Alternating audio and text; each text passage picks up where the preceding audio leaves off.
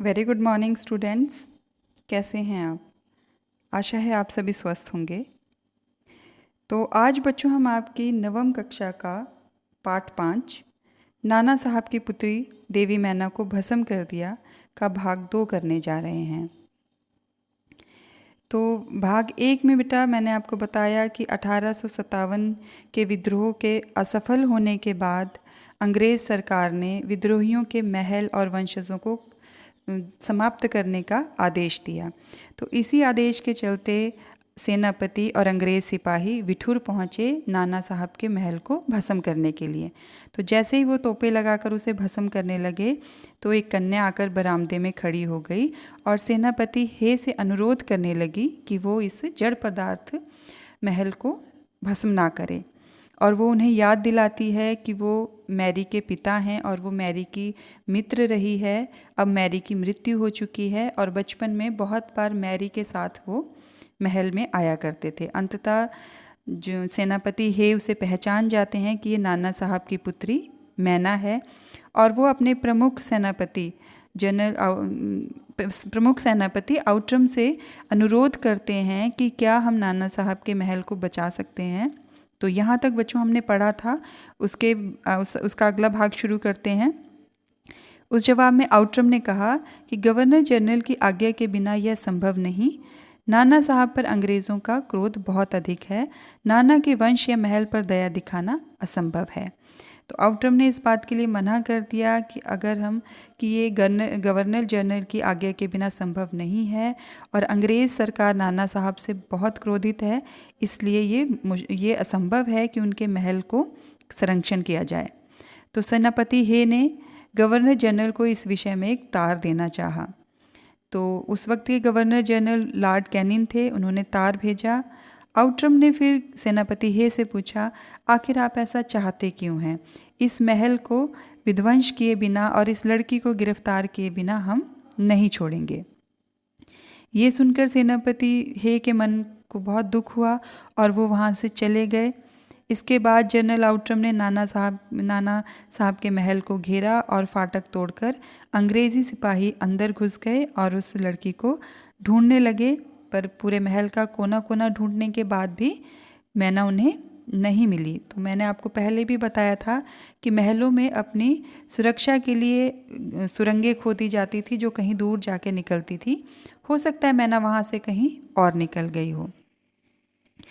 उसी दिन संध्या समय लॉर्ड कैनिंग का एक तार आया जिसका आशय इस प्रकार था। जो सेनापति हे ने जो प्रार्थना भेजी थी कि नाना साहब के महल को विध्वंस ना किया जाए, उसका जवाब लॉर्ड कैनिंग की तरफ से आ गया और वो इस प्रकार था कि लंदन के मंत्रिमंडल का यह मत है कि नाना का स्मृति चिन्ह तक मिटा दिया जाए, इसलिए वहाँ की आज्ञा के विरुद्ध कुछ नहीं हो सकता।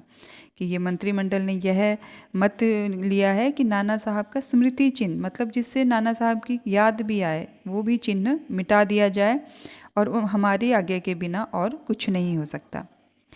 उसी क्षण क्रूर जनरल आउट्रम की आज्ञा से नाना साहब के सुविशाल राज मंदिर को तोपों से उड़ा दिया गया और घंटे भर में वो महल मिट्टी बनकर राख हो गया।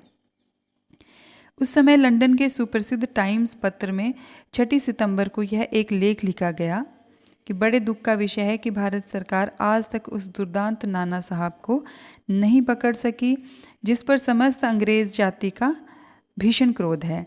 जब तक हम लोगों के शरीर में रक्त रहेगा तब तक कानपुर में अंग्रेज़ों के हत्याकांड का बदला लेना हम लोग ना भूलेंगे। ये लंदन का बेटा एक सुप्रसिद्ध अखबार था टाइम्स, जिसमें ये था कि ये दुख की बात है कि भारत सरकार अंग्रेज़ सरकार थी, क्योंकि भारत गुलाम था, कि उस दुर्दांत मतलब क्रुद्ध व्यक्ति, बुरे व्यक्ति को अंग्रेज़ जो है वो नहीं पकड़ पाए। और वो कहते हैं कि जब तक हमारे शरीर में रक्त रहेगा, खून रहेगा, तब तक हम कानपुर में जो अंग्रेज़ों के हत्याकांड हुआ था उसका बदला लेना नहीं भूलेंगे। उस दिन पार्लियामेंट की हाउस ऑफ लॉर्ड सभा में सर टॉमस हे की एक रिपोर्ट पर बड़ी हंसी हुई, जिसमें सर हे ने नाना की कन्या पर दया दिखाने की बात कही थी। तो उस दिन पार्लियामेंट में जो हाउस ऑफ लॉर्ड्स लगता था उसमें एक रिपोर्ट पढ़ी गई जिसमें सेनापति हे ने ये अनुरोध किया था कि नाना साहब की पुत्री के महल को भस्म ना किया जाए। उस पर बहुत ज़्यादा मजाक उड़ाया गया। हे के लिए निश्चय ही ये कलंक की बात है।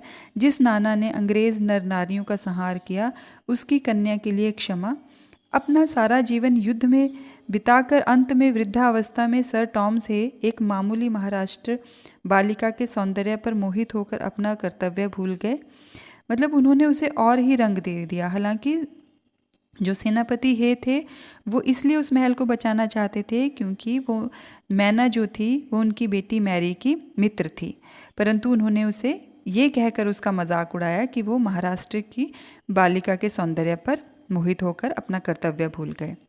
हमारे मत से नाना के पुत्र, कन्या और अन्य कोई भी संबंधी जहाँ भी मिले मार डाला जाए।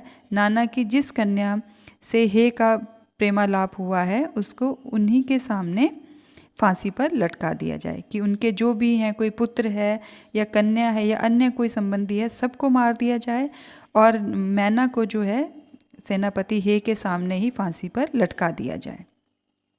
सन 57 के सितंबर मास में अर्धरात्रि के समय चांदनी रात में एक बालिका स्वच्छ उज्ज्वल वस्त्र पहने हुए नाना साहब के भगना वशिष्ठ प्रासाद के ढेर पर रो रही थी। पास ही जनरल आउट्रम की सेना भी ठहरी थी। कुछ सैनिक रात्रि के समय रोने की आवाज़ सुनकर वहां गए। बालिका केवल रो रही थी, सैनिकों के प्रश्न का कोई उत्तर नहीं दे रही थी। तो नाना साहब के महल को जला दिया गया और सितंबर मास में आधी रात में एक बालिका जो मैना थी, स्वच्छ और उज्जवल कपड़े पहने हुए उस भगना वशिष्ठ होता है बेटा, जला के जो राख बच जाती है उसे भगना वशिष्ठ कहते हैं, और प्रासाद होता है घर या महल। उस ढेर पर बैठकर वो रो रही थी। सैनिकों के पूछने के बाद भी कि तुम कौन हो, वो कोई जवाब नहीं दे रही थी, वो बस रोए जा रही थी। इसके बाद कराल रूपधारी जनरल आउट्रम भी वहाँ पहुँचे। कराल रूपधारी मतलब अजीब सी शक्ल वाले और क्रुद्ध व्यक्ति वहाँ पहुँचे। वहाँ पहुँचकर उन्होंने उसे तुरंत पहचान लिया। ओह, यह नाना की पुत्री लड़की मैना है। पर वह बालिका किसी और न देखती, वो किसी से बात नहीं कर रही थी और सैनिकों से भी नहीं डर रही थी। जनरल आउट्रम ने आगे बढ़कर उसे कहा कि अंग्रेज़ सरकार की आज्ञा से मैं तुम्हें गिरफ्तार करता हूँ, और नाना साहब की पुत्री मैना को गिरफ्तार कर लिया गया। मैना ने उसकी मुंह की तरफ देखा और आर्त स्वर में बोली कि कृपया मुझे कुछ समय के लिए इस यहाँ बैठकर रोने दीजिए, मैं जी भर के यहाँ बैठकर रोना चाहती हूँ, क्योंकि वो वहाँ उसका जन्म हुआ था, उस घर में वो महल में पली बड़ी थी, आज वो राख का ढेर बन गया था। परंतु जो अंग्रेज़ी सरकार जो सेनापति थे उन्होंने उसकी कोई भी बात नहीं सुनी। पर पाषाण हृदय वाले जनरल ने उसकी अंतिम इच्छा भी पूरी होने न दी। पर जो पाषाण हृदय होता है, पाषाण होता है पत्थर के हृदय वाले जो जनरल आउट्रम थे, उन्होंने उसकी आखिरी इच्छा भी पूरी नहीं होने दी। उसी समय मैना के हाथ में हथकड़ी डाल दी और उसे कानपुर के किले में ले जाकर कैद कर दिया। और उस समय के महाराष्ट्रीय इतिहासवेता महादेव चिटनवीस के बाखर पत्र में छपा था। एक जो महादेव चिटनवीस थे वो बाखर पत्र का निकालते थे, तो उसमें छपा था कि कल कानपुर के किले में एक भीषण हत्याकांड हो गया। नाना साहब की एकमात्र कन्या मैना धधकती हुई आग में जलाकर भस्म कर दी गई। भीषण अग्नि में शांत और सरल मूर्ति उस अनुपमा बालिका को जलती देख सब ने उसे देवी समझकर प्रणाम किया।